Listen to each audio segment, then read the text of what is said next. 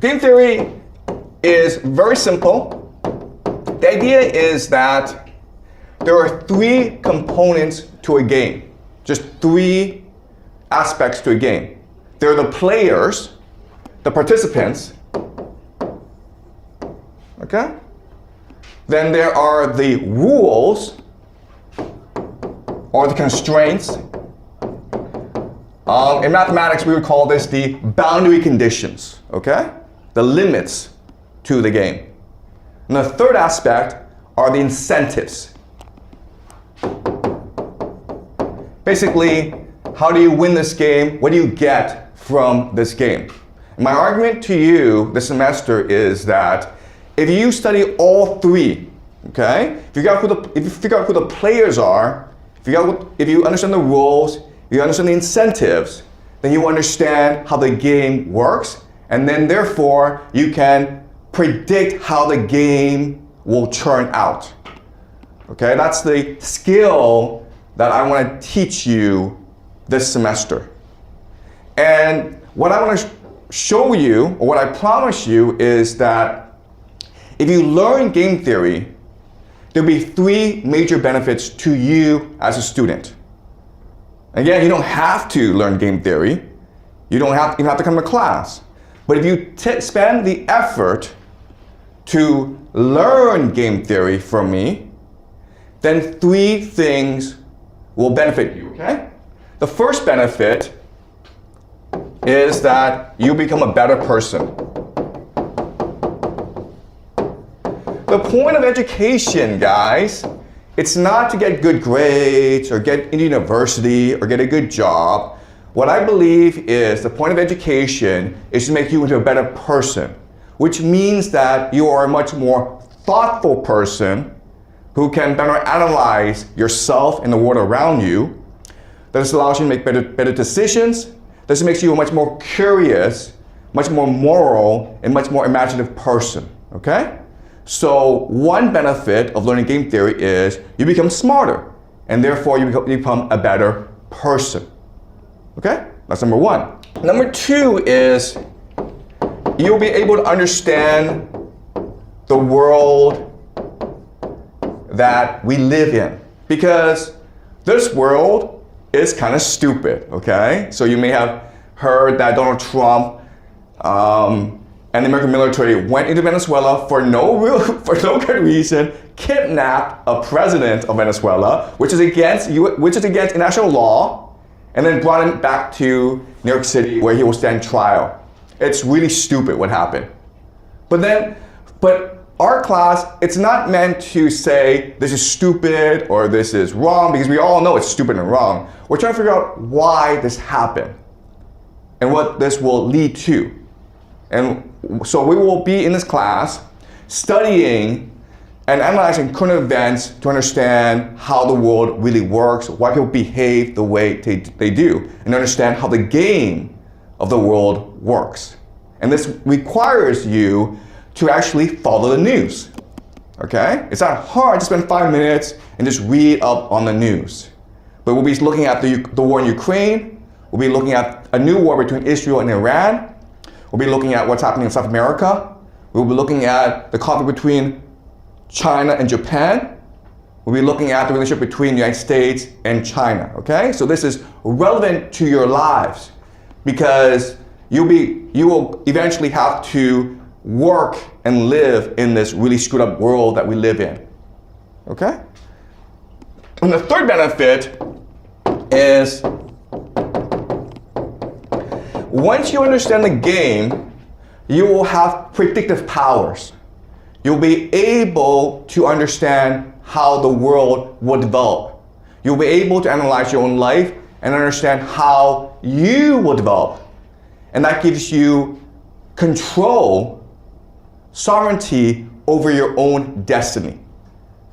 Okay? That's my promise to you. If you actually spend the time to listen carefully in class, to participate fully, to follow the news, and you spend the entire semester doing so, then these three benefits will start to accrue in you. Okay? This is a lifelong struggle to learn game theory.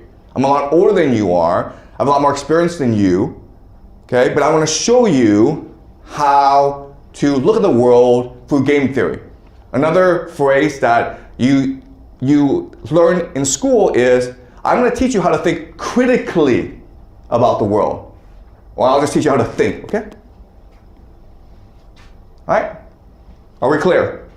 Any questions before I move on? All right, so this is all very abstract. And so what I'm going to do now is I'm going to use an example of a game to show you how game theory works, okay? All right, so let's use a really simple game, okay? Let's imagine there are 5 boys and 5 girls, and they want to get married, okay? So these are the players, and what we're going to do is we're going to divide them up into male and female. Then what we're going to do is we will rank the males and the females. Okay, so we're going to rank 10 players into 5, 4, 3, 2, 1.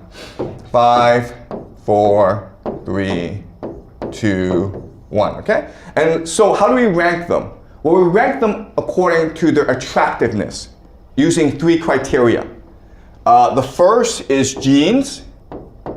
The second is wealth, and the third is status.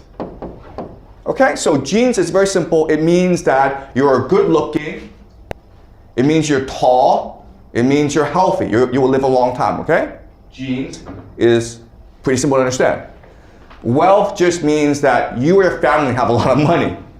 Status means that you have a lot of friends, you have a high status job, you come from a really powerful family, okay? So these are the 3 criteria that we can use to judge a person's attractiveness. And then what we can do is rank them from 5 to 1. 5 means really the best. 1 means the worst, okay? And we can rank all 10 according to these metrics. So, according to biology, what we call evolutionary biology or evolution psychology, we're always trying to find the best genes to procreate because this ensures that our genes pass on. Okay? So, remember that men have a penis which they can stick into anything. Women have to give birth, so the strategies are different, okay? So basically, number 5 is trying to have sex with all 5 women, right? That's his strategy. But female number 5 wants to ensure that she only gets 5. Okay? So these are different strategies. And according to evolutionary psychology, all 5 of these females should try to procreate with number 5, okay? But we know you can't do this. It's suicidal. Why is it suicidal? Because the human race couldn't survive, right?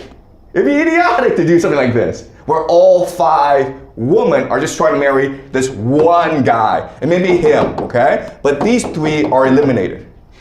Because then your society would collapse. You couldn't have that many children. So this can't possibly be true, right? So let's figure out what should happen. Okay. All right. So let's think about this rationally, or from an economics perspective. All right. So again, number 5, he's trying to maximize the game, so he's trying to sleep with all 5 women, okay? The problem if he does that is these 5 know they're all being played, and they recognize that this guy is probably an asshole. So 5, the best woman is like, you know what? There's not much of a difference between 4 and 5, so I'll just go marry this guy, right? So number 4 is gone. And number 4 is like, you know what? 5 is probably making a good decision, so I'll just go marry number 3, right? And then what happens now is that 5, by trying to marry all the women, is stuck with the worst choice, right? So that's kind of stupid for him. He's stuck with number 1. But guess what? If any of these guys try this crap, the same thing happens to him, where 4 is like, you know what, I can't get 5, but I'll try to get 4 and 3 together. And then 3 is like, screw you, I'm gonna go and marry 2, 4 is gonna marry 3, okay? Then he's stuck with 1 as well. Or he's just alone. So if they try to individually maximize their outcome, they all get screwed in the end. So the only way out of this is that they cooperate, okay? And the best way to cooperate is basically 5 is like, you know what, screw this, I'm not gonna go after 4 or 3, I'll just have number 5, okay? Alright? 4 is like, yeah, I'll just go marry 4. No dating, no games, I'll just go marry 4. And 3 marries 3, 2 marries 2, and 1 marries 1, okay? And the world now is perfect. Everyone has a husband and a wife, and they can now just have children, and the world is perfect. And this is actually the best strategy for all the players, right? We call this, the word in game theory we use for this is called the Nash equilibrium.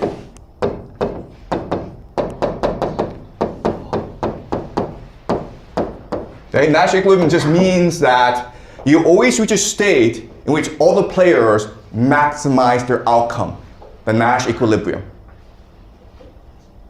And so the world makes sense now.